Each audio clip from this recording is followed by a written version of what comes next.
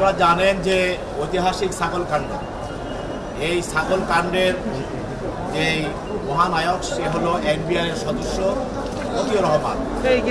মতিউর রহমান তিনি একসময় ট্যাক্সের কমিশনার ছিলেন এবং পরবর্তীতে উনি কোর্টের এক ছিলেন, বিচারক ছিলেন। পরে উনি সরকার তাকে ফ্যাসিস্ট হাসিনা তাকে তার কাজে কর্মে সন্তুষ্ট হয়ে তাকে এনবিআর সদস্য করা হয় এবং সে এনবিআর সদস্য হওয়ার আগে সরকারের যে পরিমাণ রাজস্ব তারা বেহাত করেছে এবং সরকারের পদপুষ্ট যারা ছিল মন্ত্রী এমপি তাদেরকে বিভিন্নভাবে এই রাজস্ব ফাঁকি দেওয়ার বিষয়ে সহযোগিতা করেছে মতিউর রহমান এবং তার ফলস্বরূপ তাকে পুরস্কার হিসাবে এনবিআর সদস্য করা হয়।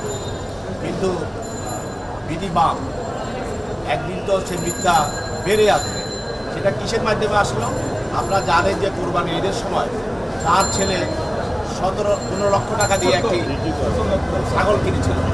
সেটা আমাদের সাংবাদিকদের মাধ্যমে সারা জাতি দেখতে পেয়েছে এবং এটা দেখে বোঝা গেল যে তার ছেলে 17 লক্ষ টাকা দিয়ে যদি একটা ছাগল কিনতে পারে তাহলে সে কত টাকা বেতন পায় এবং সে কী পরিমাণ টাকা সরকারি রাজস্ব বিভাগ থেকে সে লুটপাট করেছে, কত হাজার কোটি টাকা সে বিদেশে রপ্তানি পাচার করেছে, সেটা মানুষের সামনে বেরিয়ে আসে। পরবর্তীতে সারা দেশে এটাই ছিল শেখ হাসিনার সময় সবচেয়ে উল্লেখযোগ্য একটি ঘটনা এবং সেখান থেকে শেখ হাসিনার যে অপশাসন এবং তার যে দুর্নীতি সেগুলি বেড়ে আসতে থাকে এবং তার পতনের পথ ত্বরান্বিত হতে থাকে।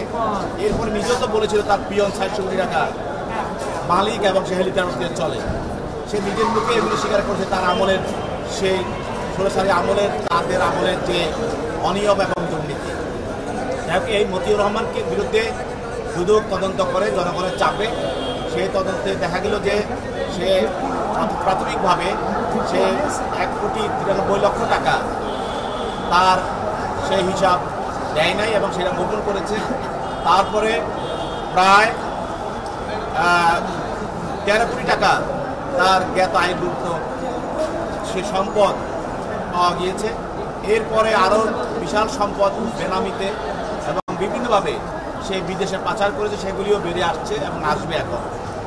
এই দুর্নীতি দমন মামলায় সে 1 নম্বর আসামি, তার স্ত্রী, তার নামেও সম্পদ আছে, সে 2 নম্বর আসামি। তার স্ত্রীকে আজকে মহানগর আদালতে দুদকের মামলায় হাজির করা হয় এবং সেখানে রিমান্ড প্রার্থনা করা হয়। সেটা আগামী দিন রোববার শুনানি হবে। আর তার মামলাটি আজকে তাকে আজকে তার বাড়িতে যখন তাকে গ্রেপ্তার করতে যাওয়া হয় তখন তার বাড়িতে একটি শর্টগান পাওয়া যায় এবং সেই শর্টগানের তখন শর্টগানটি উদ্ধার করার পরে তাকে লাইসেন্স দেখাতে বলা হয়। সে লাইসেন্স দেখাতে পারে নাই, যেটা দেখিয়েছে সেটা 21 সালে মেয়াদ উত্তীর্ণ নবায়ন করা, এরপরে আর নবায়ন করা হয় নাই। এবং সেখানে আপনারা জানেন যে 25টি গুলি দেওয়া হয়েছিল যখন তাকে এই শর্টগানে দেওয়া হয়, সেখানে 24টি গুলি পাওয়া গেছে, আরেকটা গুলি পাওয়া যায় নাই। এটারও সে সঠিক ব্যাখ্যা দিতে পারে নাই।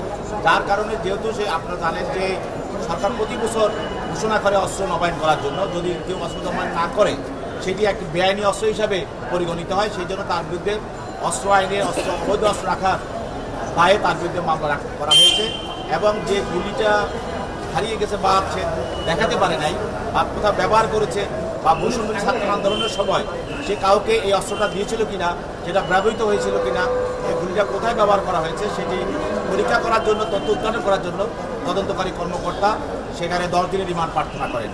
বিজ্ঞ আদালত তার পক্ষের আইনজীবীরা ছিল, আইনজীবীরা তার পক্ষে রিমান্ড বাতিলপূর্বক জামিনে প্রার্থনা করেন। উভয় পক্ষের বক্তব্য শোনার পর বিজ্ঞ আদালত 3 দিনের রিমান্ড মঞ্জুর করে তাকে তদন্তকারী কর্মকর্তার নিকট অধিকতর জিজ্ঞাসাবাদ করার জন্য হস্তান্তর করেন।